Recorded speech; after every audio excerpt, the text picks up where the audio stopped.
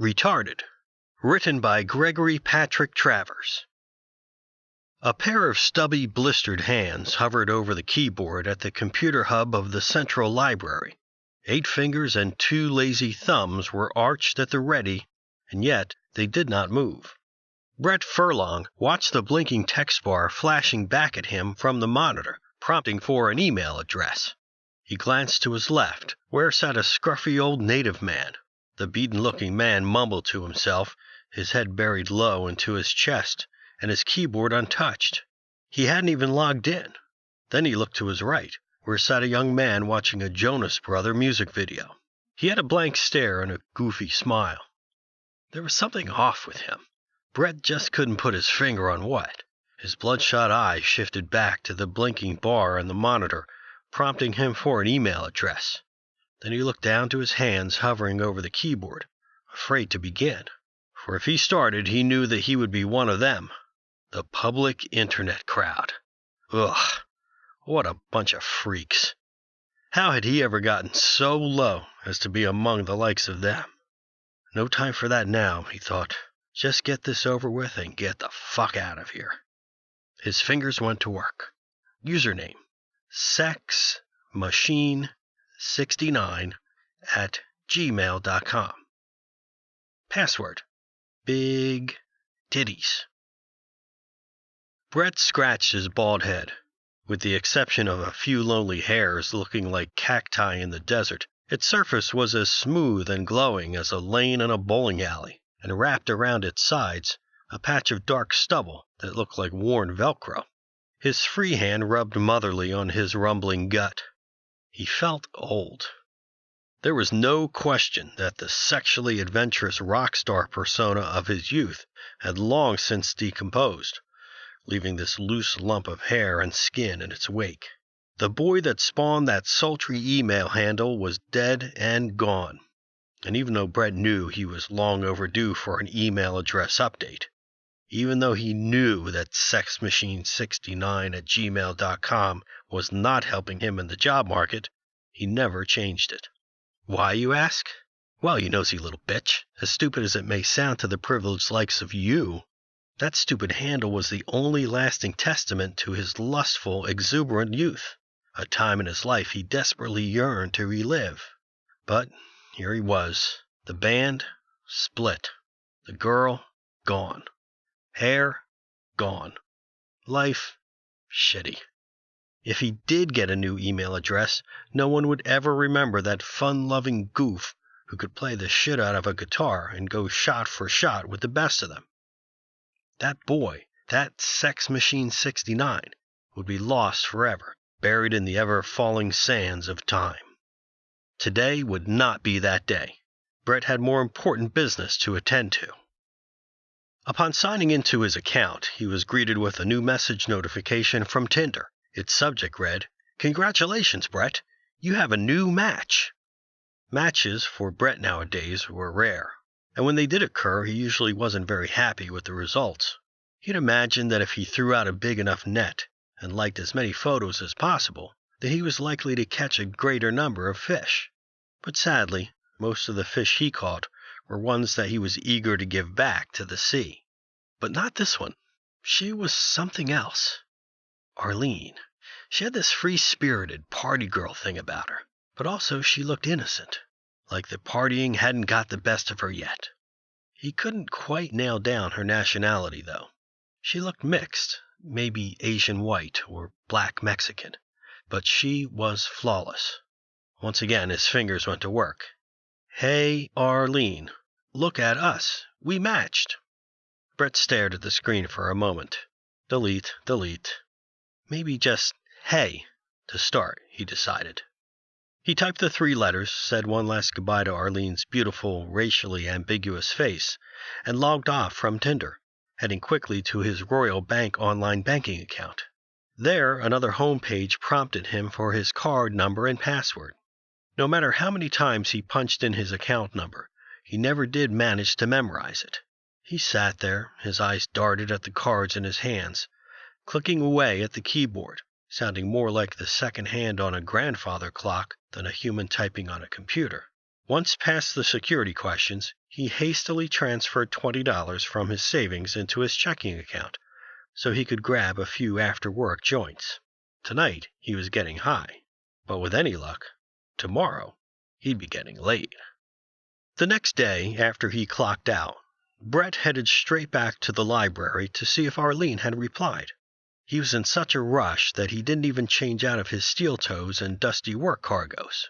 As he opened the door into the mezzanine, he heard someone behind him say, "Brett Furlong, is that you?" He could see the man's reflection in the glass. It was a scene kid, no doubt. The tight jeans, the vintage t-shirt with the picture of the rock band that they don't listen to, the leather jacket, and of course, the wool toque. Brett just couldn't identify with the kids who thought looking like a cat burglar was hip. But underneath all the trend and fashion, there was a face that he recognized. But who was it? The monochromatic stranger stretched his arms out, his tiny, pale wrists shot out of the sleeves on his leather jacket as he boasted, "It's me, Steve Collins, from high school." Brett looked him up and down. Steve Collins? Steve the dweeb? Could it really have been him? After all, Steve had been quite the loser in those days. Then Brett became suddenly aware of how much he had changed himself over the years. While Steve had been losing his gut, Brett had been putting one on. While Steve had been growing out his hair, Brett had been shedding his. And while Steve was looking sharp and fashionable, Brett looked like an old Polish painter. It seemed as though the two of them had swapped destinies. Brett had not been the kindest to Steve in those years. Now he was a little embarrassed by it. It was hard to look him eye to eye, but out of pride, he did. "Oh, hey, Steve," said Brett. "Long time, huh?" Steve's smile grew wider. "I know," he laughed. "Wow, you look different." Brett let out a heavy sigh and his gut sunk over his waistband. "Yeah, I know." Steve's eyes blew open, like he had just remembered he left the stove on. "Hey, you want to go grab a coffee and catch up real quick?" Brett thought about Arlene's reply waiting for him on Tinder. He bet it was something cute like, "Hey," or "Hey, winky face." "I don't think so," he said. "I have to get some work done." Steve pressed on. Come on. You can't be that busy. Just a quick one. I know a place around the corner."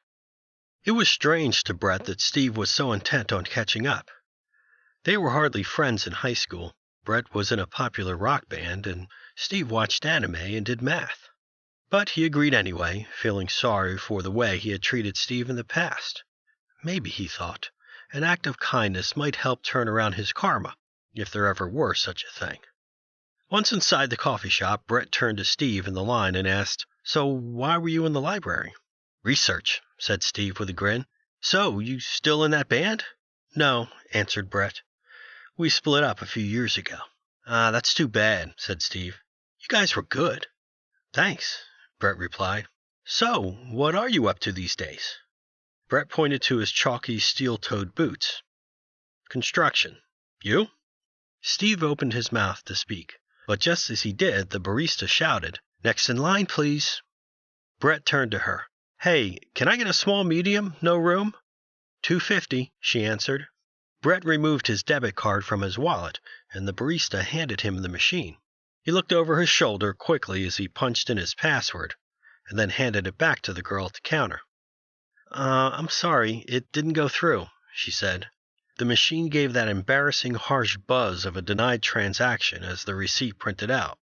"Impossible," said Brett. He tried again, holding on to the device this time in case the girl had been doing something to mess with it. The harsh buzz came again, and "insufficient funds" flashed on the screen as another denied receipt spewed out of the machine. "Everything okay?" asked Steve, poking his head over Brett's shoulder. "Yeah," said Brett. He looked up at the cashier and winced. "Sorry, can we just try one more time?" By now the line was starting to grow, and people were beginning to become restless and annoyed. To be safe, Brett used his savings account this time. He knew there was still $750 in that account. His heart dropped when once again, "insufficient funds" flashed on the screen. Another receipt buzzed out, mockingly. Steve's arm came from behind and dropped a $10 bill on the counter. "Make that 2 and keep the change, darling," he said with a wink. "Wow," said the barista. "Thank you, mister." By the time the two of them sat down, Brett was starting to panic. "There has to be some mistake," he said. "I know I have money in that account." Steve reached into the inner breast pocket of his leather jacket and pulled out a small pile of crisp 10s and 20s and neatly stacked them on the table. "What's that?" asked Brett. "That is $750. It's what was in your savings account. Well, $740 now, after the coffees and the big tip you gave the cashier." Brett leaned back in his chair. "What are you talking about? How do you know how much was in my savings account?" "I robbed you," Steve replied. "This is your money. That's why your card got rejected." Brett's lips sunk into a frown, and his eyes became cold and angry. He leaned in and grabbed Steve by the collar, twisting the shirt with his fist. "Listen, Steve the dweeb," he growled. "You better start making sense, and quick." Some of the other patrons started to look over to their table. Steve offered them a reassuring smile and a friendly chuckle. "It's okay," he said. "My friend is just extremely caffeine sensitive." Brett let go, and Steve tried to press out the wrinkles on his collar with his hand, unsuccessfully. When he had given up, he looked up to Brett and said, "Come with me. There's someone I want you to meet. And take that money off the table before people start to think we're coke dealers." When they returned back to the library, Steve led them to the study tables right by the computer labs, and they sat down. "So where's this person you want me to meet?" asked Brett. Steve pointed over to the computers where the same young man that sat beside him the day before sat watching that same Jonas Brother video with the same glazed look on his eyes and that same droopy smile. "Him?" asked Brett, in more of absurdity than a question. "Isn't he, one of those special people?" "Oh, he's special, all right," said Steve.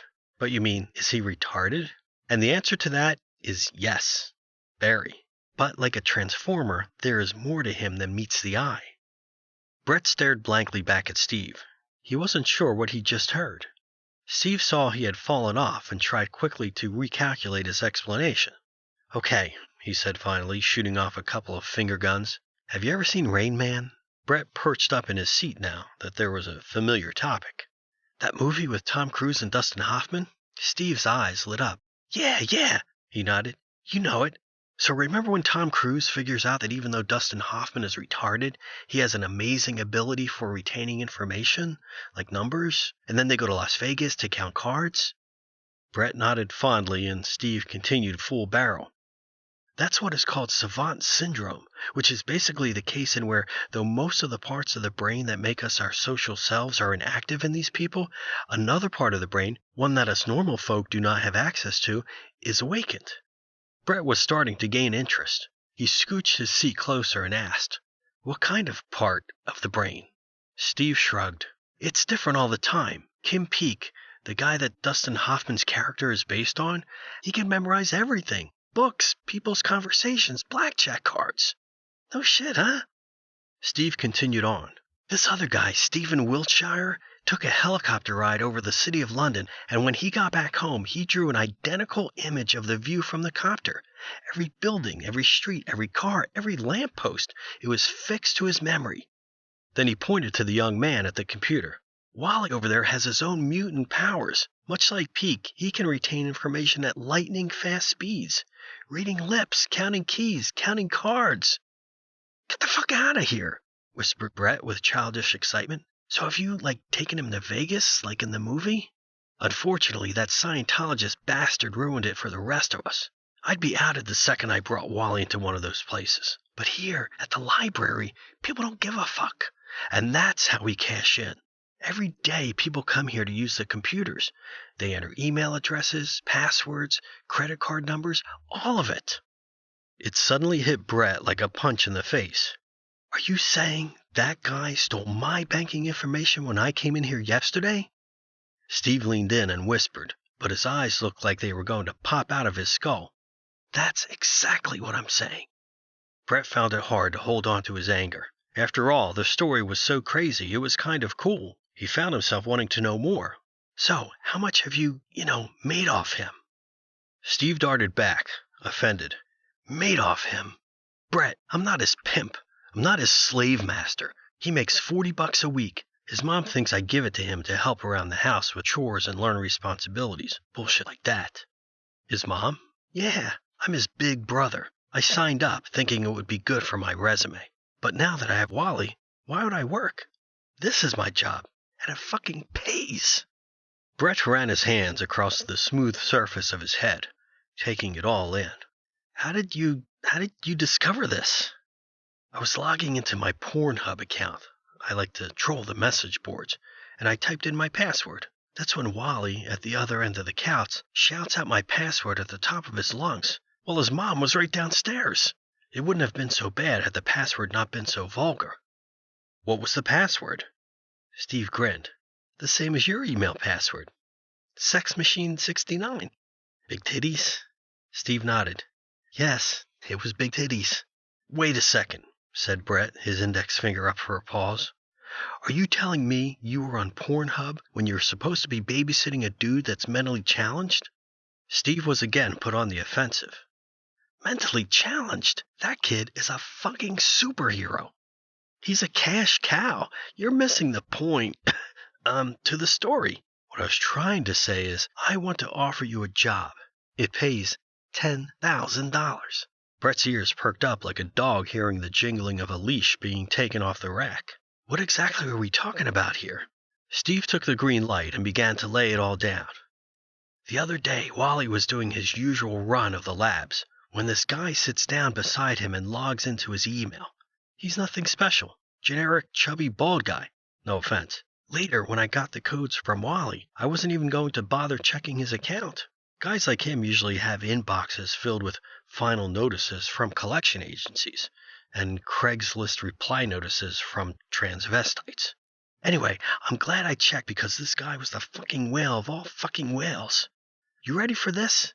Right now, he is in a bidding war for an original copy of Amazing Fantasy number 15. I know what you're thinking. How does a fat, bald guy like that have the money to bid on such a rare and expensive comic book? Again, no offense. Well, I dug a little deeper into his emails and found a whole bunch of condolence messages from relatives and friends. His mom died, and she left him a buttload of money. I went through the insurance emails and everything. Instead of investing the money in GICs or RRSPs or even a high-interest savings account, he's chosen to invest in an original print of one of the most influential comic books of our time. We're going to steal it from him. Well, you are going to steal it from his minimum security townhouse in the burbs. You want me to break into this guy's house? For $10,000. Brett became lost for a moment, daydreaming about what he might do with $10,000. Then he snapped back to reality. He shook his head. I don't get it. Why all this for a stupid comic book? Steve groaned and buried his face in his hands, knocking his wool toque halfway off his head. I know you were a sexy, dark, disturbed rocker in your youth, but please tell me that you managed to learn what Amazing Fantasy number 15 was? Brett stared back at him blankly. Steve collapsed dramatically on the desk, causing some of the Asian girls studying in the corner to turn their heads and giggle. Finally, after Steve had shaken off his disbelief and recomposed himself, he said, It's the origin of Spider-Man, his first appearance ever. And for the next part, Steve made sure he whispered extra softly, It's worth $500,000. Brett's tongue nearly fell out of his mouth like some sort of 1930s cartoon. He wanted to scream, but being in the confines of the public library, he had to settle for whispering really, really loud. Holy shit, that's nuts! Steve nodded eagerly. It's a hot fudge sundae covered in nuts. He noticed Brett's eyes shift from left to right, back and forth. Wait a sec, said Brett. If that comic is worth $500,000, then why am I only getting $10,000? If I'm the one sticking my neck out, I want a bigger cut. $20,000, said Steve. His voice was firm and his poker face strong. That's as high as I'm willing to go. I have expenses and debts. Debts more than expenses. But we all play our parts right in this, and we'll all walk away with a nice chunk of cash. What do you say? Brett nodded in agreement. He pointed over to Wally, who had gotten up from his spot at the computer labs to take a sip from the water fountain by the washrooms. And Wally? Wally will get his usual $40 a week. They both grinned. On the day of the robbery, Brett arrived early, sat on a green electrical box down the street from the house they were robbing, and opened up a fresh pack of Pall Mall cigarettes he bought at the 7-Eleven on the way over. He hadn't had a smoke in over a year. It was one of the few things that had been going well for him in life as of late. But today, he made an exception. The long suburban street was quiet, breadwinners all at work, the kids at school, and the wives out on their daily routines or inside busy with laundry and small children. Brett watched a pair of playful crows chasing each other about, occasionally landing on a branch to rest their wings before they went at it again. The sun shined down on the road, warming it and warming Brett. He found himself jealous of the crows' freedom. He hoped that with the $20,000 he was going to make off the caper, that he might be able to afford his wings, to fly far, far away from it all. And, if he was lucky, take Arlene with him. He was torn from his fantasies when Steve puttered up in an old bulky cargo van. Brett flicked his smoke and pushed off the green box, meeting Steve on the driver's side as he was getting out. "You made it," said Steve. "Yup," said Brett. He got a look in the van and saw Wally sitting there in the passenger seat, mumbling to himself. "Fish in a barrel," he kept saying. "What's he doing here?" Brett asked. "Relax," Steve sighed. "He's here to help you grab the comic. Plus, if things go wrong, he makes an excellent fall guy." Brett looked over to Wally, still buckled up in the passenger seat. "Fish in a barrel, fish in a barrel." He turned back to Steve and said, "You're going to pin the robbery on him? But he's in your care. It will lead right back to you." Steve put up his hand for silence. "I told you already. His mom thinks I have him doing chores. I'll just say he wandered off from cutting the grass while I was taking a dump. I only live a few blocks away. It's believable. Trust me." "Okay, whatever. Let's just do this," said Brett. "How am I getting inside?" "Well, I've been watching this guy through his Rogers home security feed. I got the codes in his email. Hacked in without much problems. Best I can tell, the package was delivered yesterday, and he is keeping it in a storage closet under the stairs.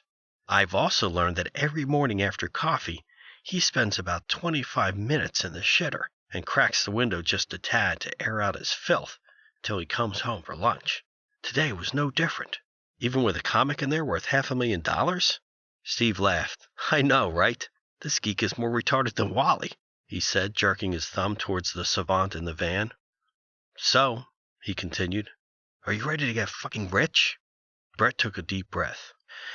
"Let's do this." The gate to the side of the house creaked loudly. Brett assumed that if he opened it slow, it would make less noise. This was not the case. The rusty hinges grinding against each other sounded like an elephant blowing out its trunk. Someone had to have heard that, he thought. All he needed now was a black cat to jump out from behind a trash can.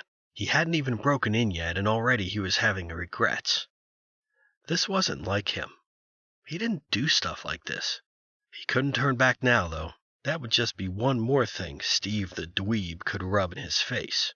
He decided to keep on, but every few steps he would have to turn and signal to Wally to hurry up and get a move on. Wally didn't much react to verbal commands. Brett found more luck with a snap or a wave. These signals became more and more dramatic each time he had to repeat himself. It was all very frustrating. By the time they got to the window, cracked open just a tad as Steve said it would be, Brett had come to terms that he was not going to get much help from his autistic assailant.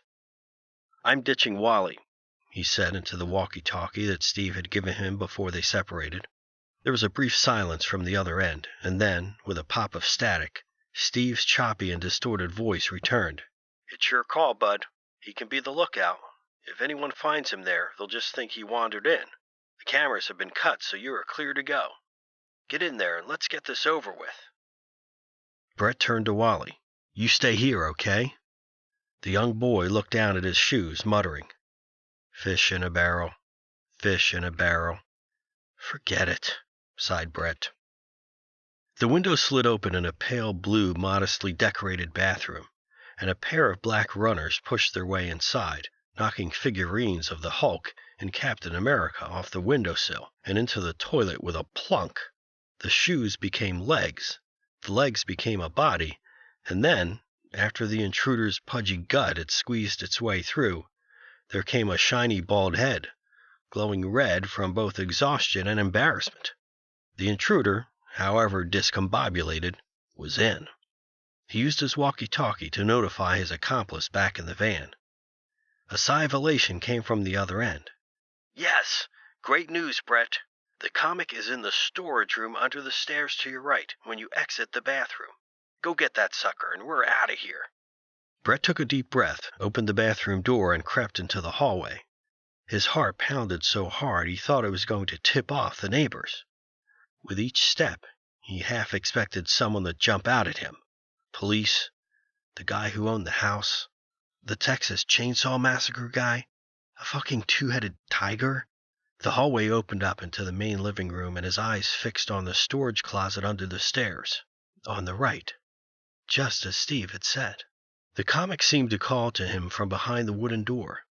Its energy grabbed hold of him and started to pull him in like a tractor beam. In his tunnel vision, he managed to walk into a small coffee table, where sat a framed picture of the homeowner on his trip to the Grand Canyon. Both the picture and table were sent crashing to the floor, smashing and sending little shards of ceramic all across the tile flooring. "Fuck!" he gasped, frozen still, waiting for the two-headed tiger to jump out and rip his face off. But there was no tiger, only an angry Steve shouting from the other end of the walkie-talkie. "What the hell was that?" the distorted voice demanded. "You can't be walking into tables like that." Brett's face twisted and lifted the walkie-talkie to his lips. "I thought you said you cut the camera feed." There was a long pause before Steve returned. "I did," he said, "but I could hear the smash from outside. You need to hurry up and grab that shit before we all get arrested." That was a sentiment to which Brett could not agree to more. He dashed to the closet and swung open the door like a madman. There it was, staring back at him in all its nerdy glory. Sitting in its plastic wrap packaging on a packed box labeled VHS was Amazing Fantasy number 15.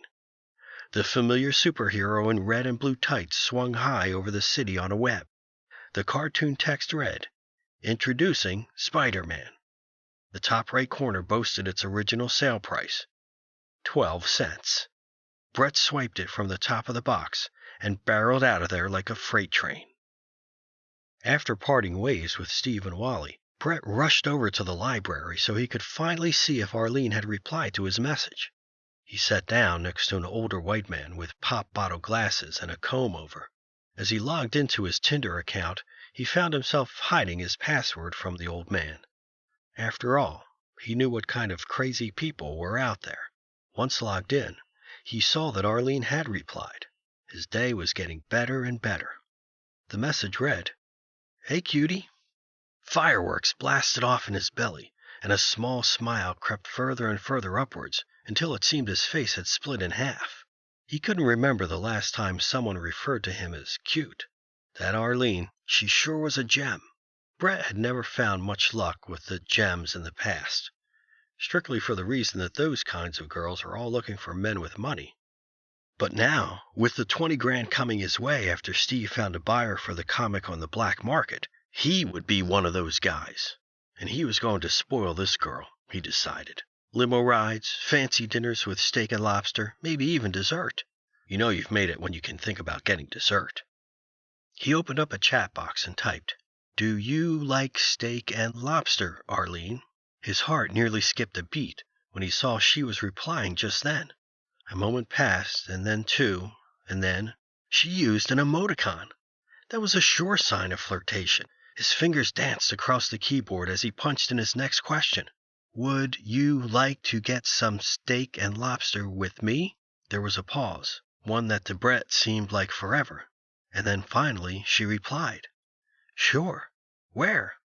She said yes. Brett was ecstatic. He gave her his number so she could text him on Friday to let him know where the limo should pick her up, and said goodbye, signed out from the computer, and headed back out into the city.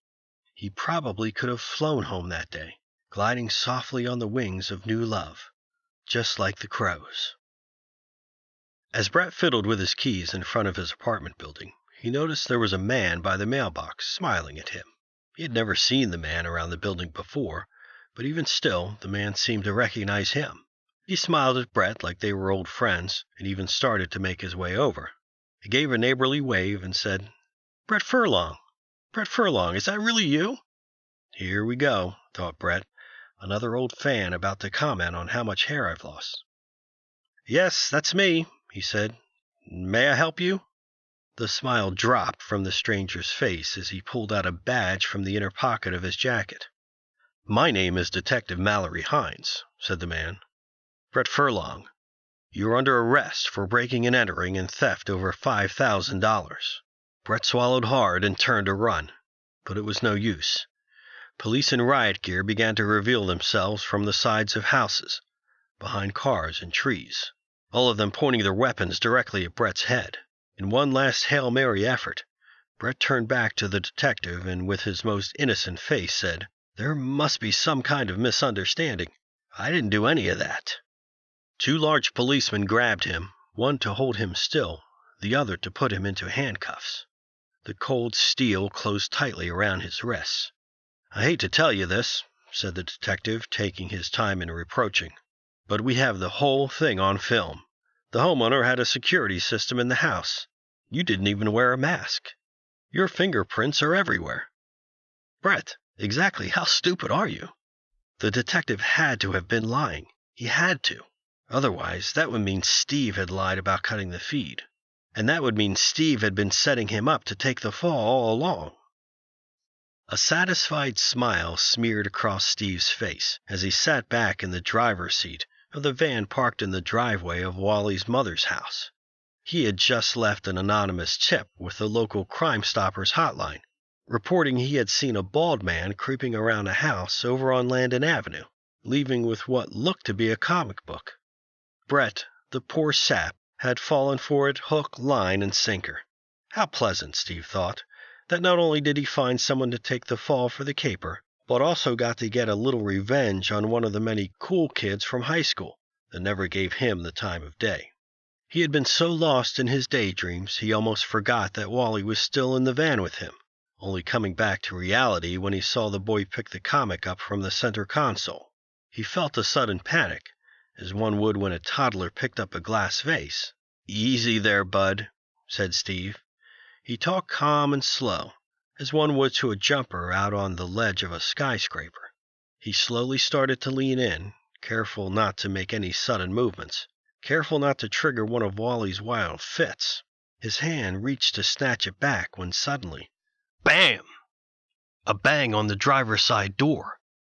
Steve turned around, expecting to see the pretty Mrs. Henderson standing there in that floral dress he liked, asking how her son's day was, and then taking him inside for dinner with a smile and a thank you and a wave goodbye. He wasn't expecting a gun and a badge belonging to Detective Mallory Hines to be pointed directly at his face as the man yelled through the glass, "Get the fuck out of the car, asshole!" The interrogation room was small and hot. The chairs were stiff and hurt your back. It was the kind of conditioning the cops use to break down suspects. Steve knew that. But Steve had a plan. He had a fail-safe. Detective Hines walked in holding a coffee in a styrofoam cup and a file folder. He sat down across from Steve and gave him a good stare, the kind of stare where you almost squint. That's what they do to make you nervous. Steve knew that. "You're probably wondering why I dragged you down here," said the detective. He gave his coffee a stir and a sip. "I would say so," said Steve. His voice cracked just a little. It hadn't done that since high school. "I was just dropping off my autistic little brother. You see, I'm in the Big Brother program." What's all this about?" "Well, I'll tell you, Steve," the detective started. "There have been a string of fraud cases in the area lately, mainly funds being taken out of accounts, emptying of savings, things like that. It was really driving us nuts over here at the station. After all, a serial fraudster is like a serial rapist. They're not going to stop until they fucking destroy everything in their path. And like a serial rapist, we have to figure out how this fraudster picks his victims. What do all these people have in common? And can you guess what we found?" Steve shook his head. But he knew. He had planned for this. The detective continued. They had all recently been to the library to use their computers, so we pulled up the camera feed, and can you guess what we saw? Steve knew that Wally was the one who would be in that feed, not him. Now he could pin the whole thing on Wally and walk away scot-free. He gave a long, dramatic exhale, and then an emphatic head bow. I think so, Steve said. I had suspected Wally, the boy from the program, might be using the computers for things other than YouTube. You see, he has what is called savant syndrome, and he is capable of retaining a lot of information at remarkable speeds. If he wanted to, he could know what someone was typing into a computer just by watching the movements of their hands. Are you saying that Wally did this? Detective Hines laughed quietly to himself. Wow, Steve, he said. Trying to pin these crimes on a mentally challenged boy? I've heard some excuses in my day, but wow, ain't that something? I'm serious. Check the cameras, you'll see. The detective opened up the file folder and revealed a small stack of surveillance photos from the computer labs at the library. That's exactly what we did, said the detective. And little Wally, he wasn't in them. But you were. Impossible, Steve thought. He scrambled through the pictures, picked one up, and said, Look, he's right beside him. It was hard to see. The way the camera was angled, the other man blocked Wally's face completely. All you could see were his arms. That's what you say, said Detective Hines. But he's pretty hard to identify in that picture. But you know who isn't hard to identify? The detective pointed to the picture where Steve stood by the water fountains, looking incredibly watchful and guilty. Steve scoffed and flipped through the next one, and then the next, and then a next. In every picture, Wally had been completely unidentifiable, blocked by a homeless man standing around doing nothing, a security guard standing around doing nothing, some post, some lens flare, some shadow, and in every one there stood Steve, modeling varying shades of guilt. How, he thought, how is this possible? And then it hit him. Stephen Wiltshire, a 22-year-old autistic savant, took a helicopter ride over London, and when he returned home, was able to draw an exact replica of the landscape down to every street, every car, every mailbox. With the capacity to retain that amount of information at a glance, then could it not be possible for Wally to have taken one look at the computer labs and have known exactly where each camera was, where they were pointing, and where he would have to sit to not be seen? It made sense now why sometimes he would walk around aimlessly before settling at a computer. Wally had outsmarted him. He had been duped by a retard. Mrs. Henderson cleared the dishes from the table. It was a late dinner tonight. With all the commotion, the police, and the questions, poor Wally must have been scared half to death. It was nice now that things had calmed down. The police didn't tell her much, but it was scary to think that the man she had left in charge of her poor son was not the man he claimed to be. Aren't you going to eat your cake? She asked her son, Wally, sitting at the table. I can eat cake in my room, said Wally. Mrs. Henderson smiled. I suppose that would be fine, dear. Bring your plate back when you're done. Okay, sweetie? I'll bring my plate back when I'm done. I'll bring my plate back, said the boy, shuffling off to his room. Wally went upstairs and closed his bedroom door behind him. He placed his plate of cake on his dresser beside the lamp, sat down on the bed, and lifted up his shirt, removing a comic book wrapped in a shiny coat from his waistband. He stared at it for a moment before he took it out from its shiny coat and held it in his hands. He liked the funny pictures. Eating his messy cake, he flipped through the pages under the lamplight. The red and blue guy was funny, but the old man died at the end, and that was sad. When he was done, he tossed the picture book under his bed and licked the chocolate off his fingers. He laid back on his pillow and stared up at the roof. He laughed softly, as to not be heard by his mother, like fish in a barrel. The end.